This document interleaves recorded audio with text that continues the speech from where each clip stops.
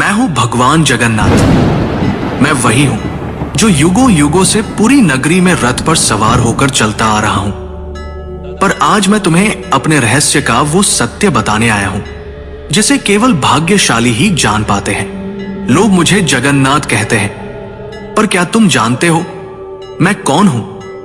मैं वही हूं जो द्वारका में श्री कृष्ण था, वही जिसने अर्जुन को गीता सुनाई, वही जिसने राधा के प्रेम को साक्षात ईश्वरत्व में बदल दिया, वही जिसने अधर्म के सामने धर्म को विजयी बनाया। जब द्वारका का अंत हुआ, मेरा पार्थिव शरीर समुद्र में प्रवाहित कर दिया गया, पर मेरा हृदय, मेरा चेतन तत्व नष्ट नहीं हुआ। समुद्र में एक दिव्य काष्ठ पवित्र लकड़ी के रूप में प्रकट हुई और बहती हुई पुरी के तट पर आई। उसी समय राजा इंद्रद्युम्न ने मुझे स्वप्न में देखा। हे राजन, ये कोई साधारण लकड़ी नहीं, ये मेरा शरीर है, इससे मेरा विग्रह बनवाओ।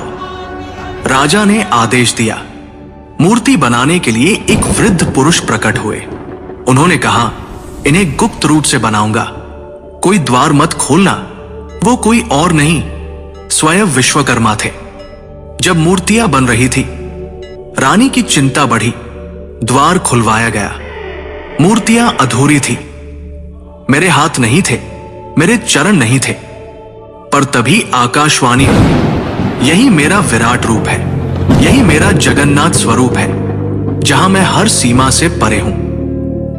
जो मूर्ति नहीं, चेतना है, जो धर्म का रक्षक है। राजा ने मेरे उस दिव्य हृदय को मूर्ति में प्रतिष्ठित किया।